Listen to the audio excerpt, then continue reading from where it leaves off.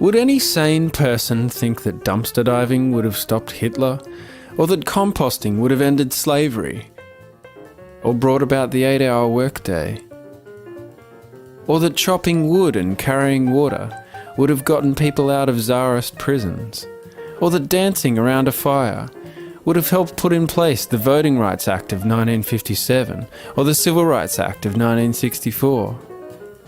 Then why now, with all the world at stake, do so many people retreat into these entirely personal solutions?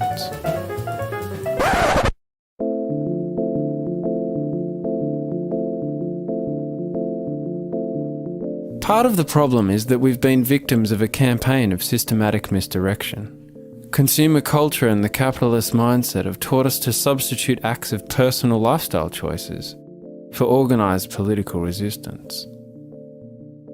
The same is true for spiritual enlightenment. This is not organised political resistance. An inconvenient truth helped raise consciousness about global warming.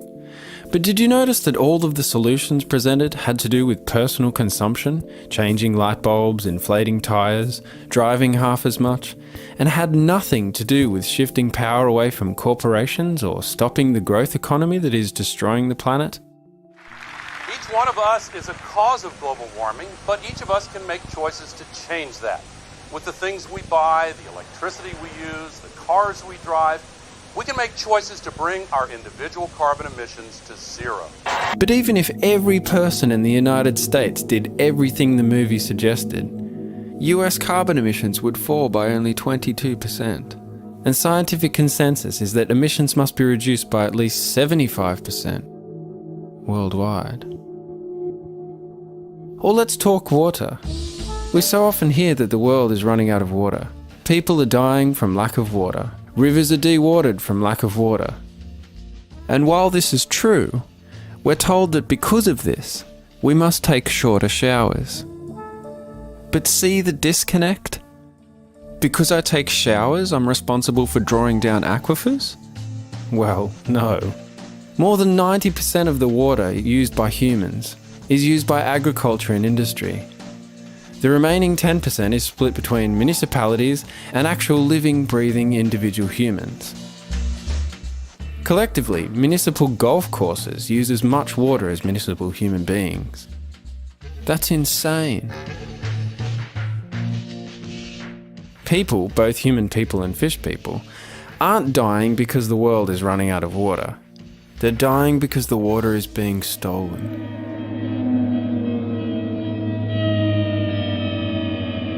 Well, let's talk energy.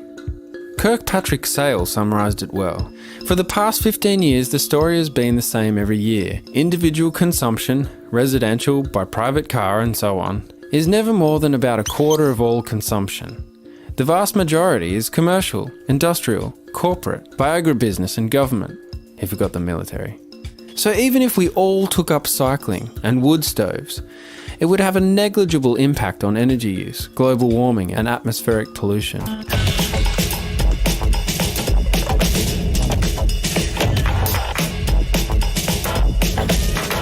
Or let's talk waste. In 2005, per capita municipal waste production, basically everything that's put out at the curb, in the United States was about 1,660 pounds. Let's say you're a die-hard simple living activist, and you reduce this number to 0. You recycle everything. You bring cloth bags shopping. You fix your toaster. Your toes poke out of your old tennis shoes. You're not done yet though. Since municipal waste includes not just residential waste, but also waste from government offices and businesses, you march down to those offices, waste reduction pamphlets in hand, and convince them to cut down on their waste enough to eliminate your share of it. Well, I've got some bad news. The municipal waste accounts for only 3% of total waste production in the United States.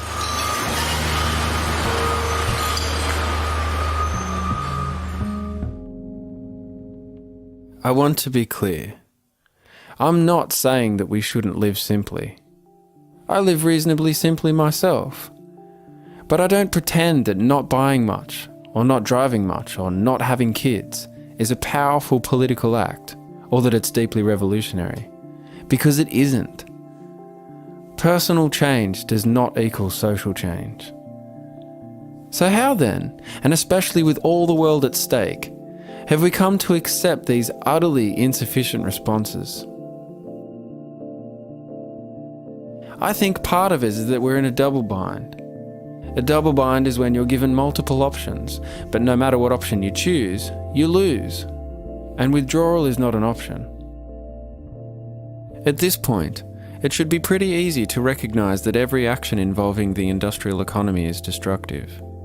And we shouldn't pretend that solar photovoltaics, for example, exempt us from this.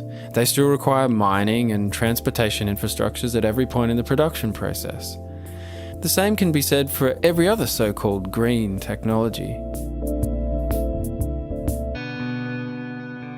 If we choose option 1, if we avidly participate in the industrial economy, we may think in the short term we win, because we may accumulate wealth, the marker of so-called success in this culture, but we lose, because in so doing we give up our empathy, our animal humanity.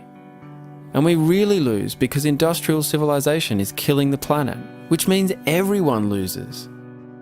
And if we choose the alternative option of living more simply, thus causing less harm, but still not stopping the industrial economy from killing the planet, we may in the short term think we win because we got to feel pure, and we didn't even have to give up all of our empathy, just enough to justify not stopping the horror. But once again, we really lose because industrial civilization is killing the planet, which means everyone still loses. The third option, acting decisively to stop the industrial economy, is very scary for a number of reasons, including but not restricted to the fact that we'd lose some of the luxuries.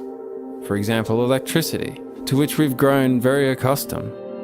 And the fact that those in power might try to kill us if we seriously impede their ability to exploit the world. None of which alters the fact that it's a better option than a dead planet. Any option is a better option than a dead planet.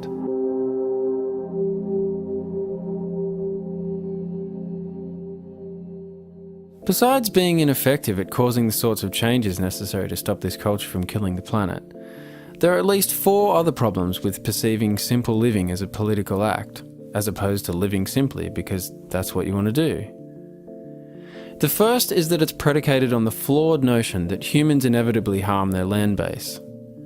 Simple living as a political act consists solely of harm reduction, ignoring the fact that humans can help the earth as well as harm it.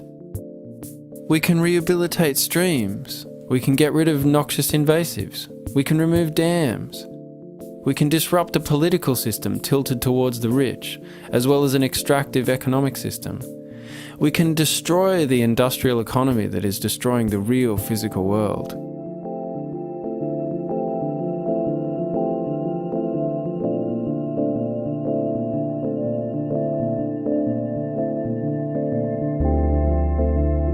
The second problem, and this is another big one, is that it incorrectly assigns blame to the individual, and most especially to individuals who are particularly powerless, instead of to those who actually wield power in this system, and to the system itself.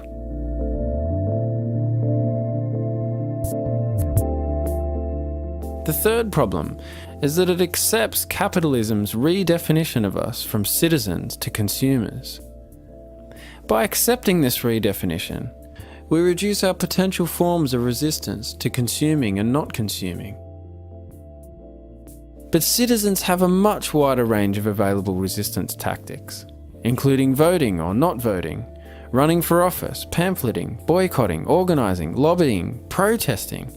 And when a government becomes destructive of life, liberty and the pursuit of happiness, we have the right to alter or abolish it.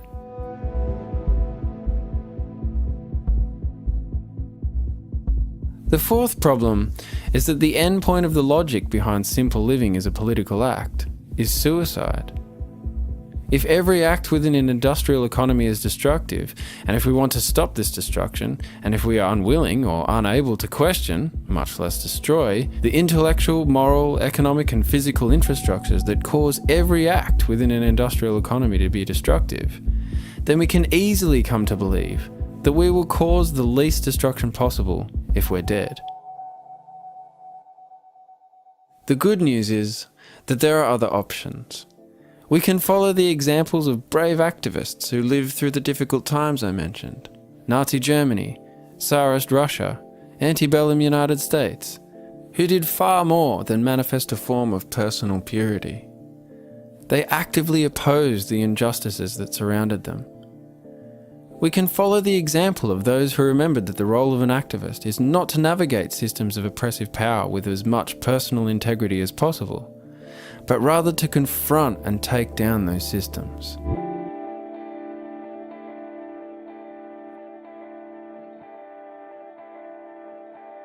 Let's get to work.